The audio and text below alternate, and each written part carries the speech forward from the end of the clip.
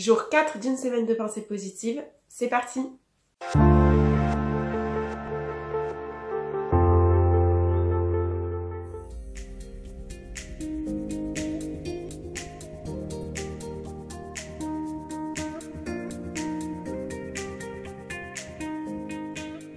Alors, vous l'avez vu dans l'extrait de vidéo juste avant, je viens de faire ma visualisation positive du jour.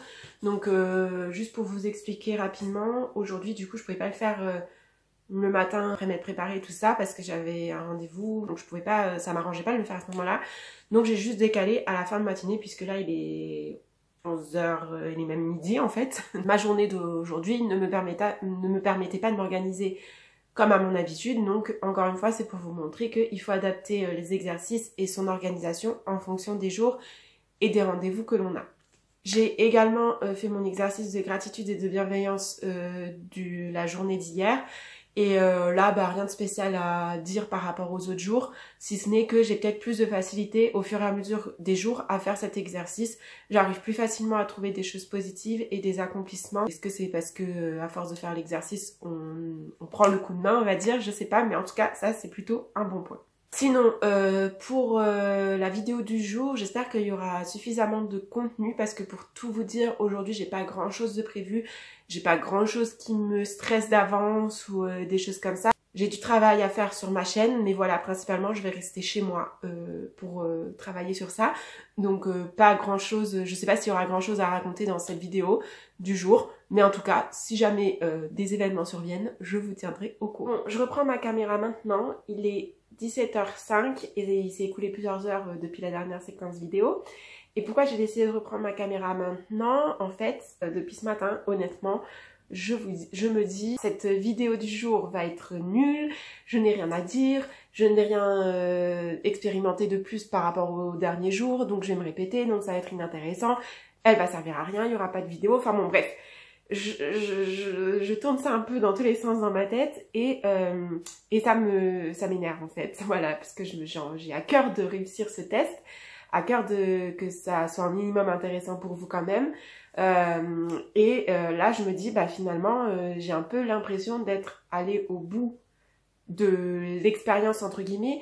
C'est pas au bout dans le sens où je vais plus le pratiquer, c'est au bout dans le sens où ça va se répéter en fait, parce que voilà, au bout d'un moment les exercices on les a vus ensemble, j'ai fait un peu le tour des principaux points que j'avais à dire sur ça, je tournais un peu tout ça dans ma tête et puis là il y a 5 minutes je me dis mais attends, en fait depuis ce matin t'as des pensées négatives Morgane et je m'en étais même pas rendu compte.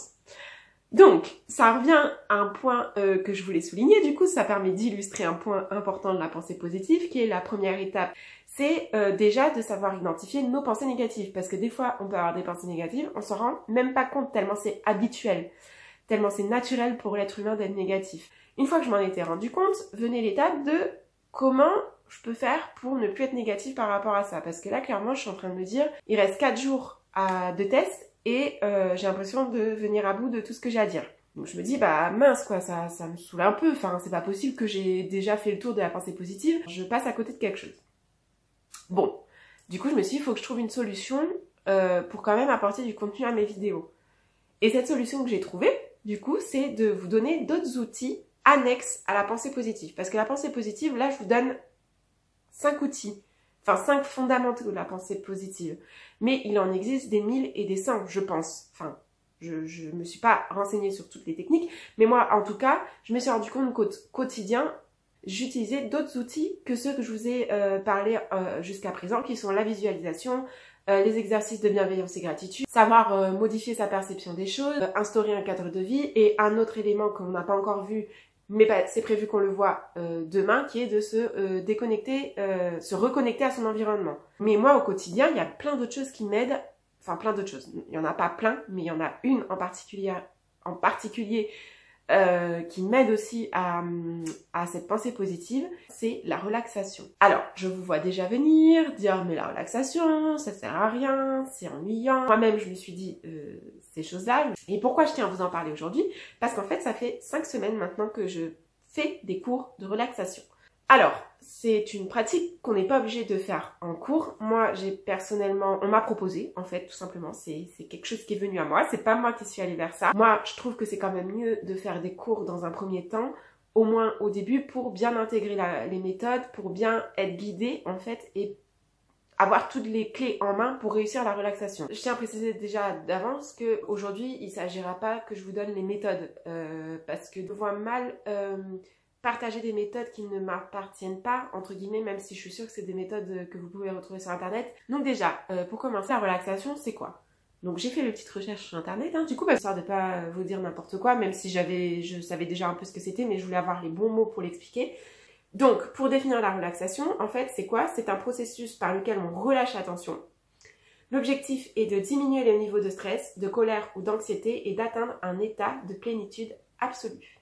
Et j'ai également trouvé une autre définition, entre guillemets, de la relaxation qui m'a paru tellement parlante par rapport au test de cette semaine sur la pensée positive, puisque vous allez voir, vous allez comprendre.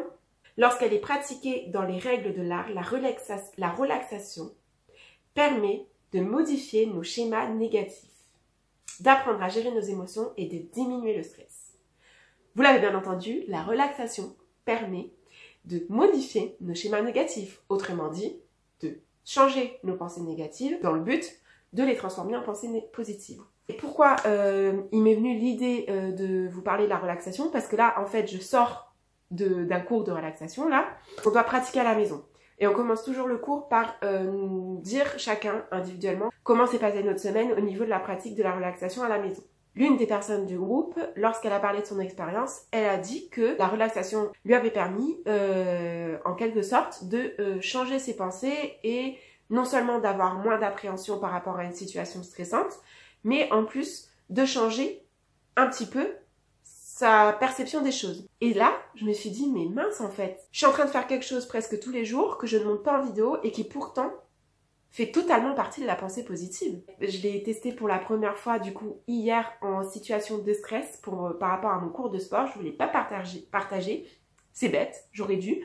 Mais en plus de la visualisation positive, j'ai aussi fait la relaxation juste avant d'aller à mon cours et ça m'a vraiment détendu. Et pour le coup là, j'ai vu des vrais effets parce que jusqu'à présent, je l'avais pratiqué sur des moments où j'étais pas stressée. Donc j'étais déjà détendue.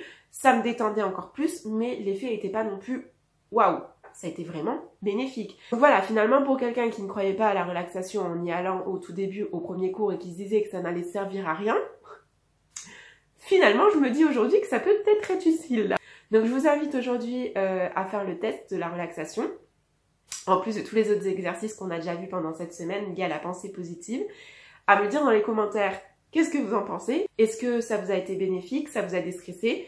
Et si jamais c'est non, continuez à pratiquer parce que ce sont des exercices qui viennent avec la pratique, mais ça peut que vous faire du bien. Du coup, je vais vous laisser dès maintenant avec la découverte de ce nouvel outil et moi je vous retrouve dès demain pour une nouvelle journée de pensée positive. Bisous! Oh, oui, au passage, j'ai des méga courbatures de mon cours de sport d'hier.